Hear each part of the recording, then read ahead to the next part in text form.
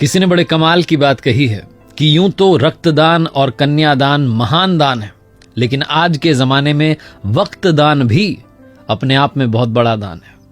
नमस्ते दोस्तों, मैं हूं आरजे कार्तिक। माय एफएम से 4 दोस्तों की कहानी है, नवीन, संतोष, मनीष और प्रवीण।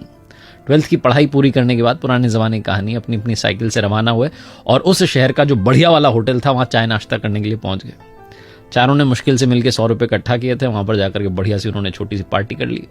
पार्टी खत्म होने को आई थी, वो पैसे लेने के लिए बिल लेकर के वेटर आया।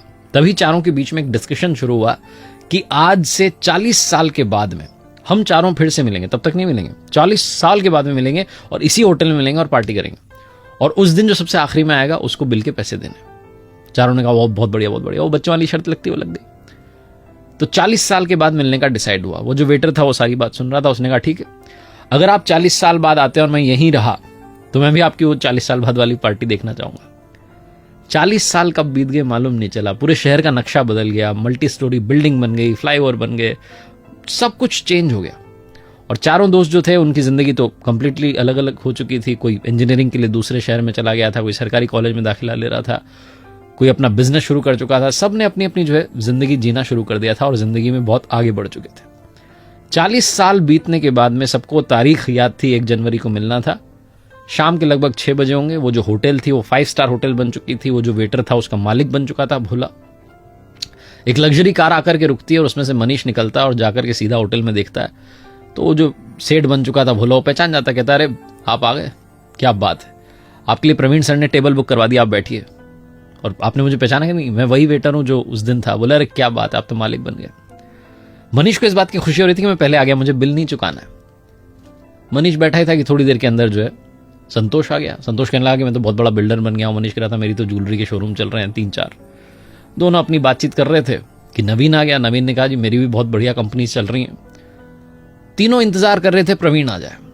तभी वो जो सेठ था भोला, जो कि उसका मालिक था 5 स्टार होटल का, उसने कहा कि अरे आप शुरू कीजिए, स्नैक्स लेना शुरू कीजिए। उनका प्रवीण सर का कॉल आया था कि वो थोड़ा देरी से आएंगे, आप शुरू कीजिए।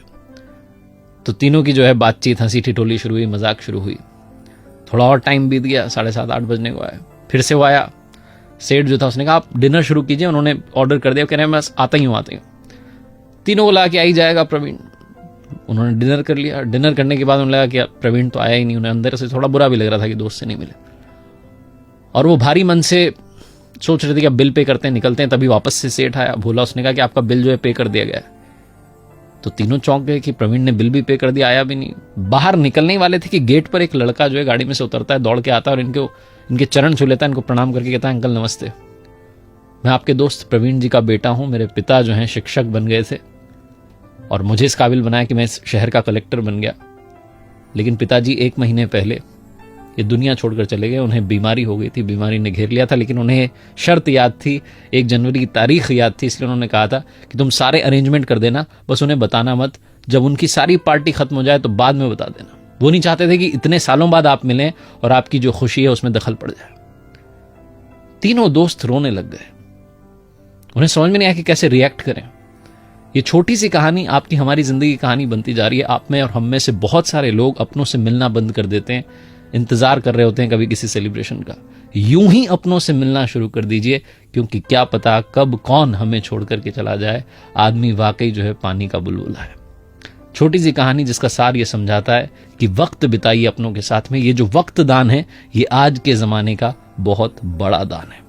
माय एफएम पर आरजे कार्तिक आपसे एक ही बात कहता है, चलो अच्छा सुनते हैं, अच्छा सुनाने का प्रयास हम करते रहेंगे। और आखिरी में ऊपर वाले के आशीर्वाद, अपनी मेहनत और अपनों के प्यार के साथ कर दिखाओ कुछ ऐसा कि दुनिया करना चाहे आपके जैसा।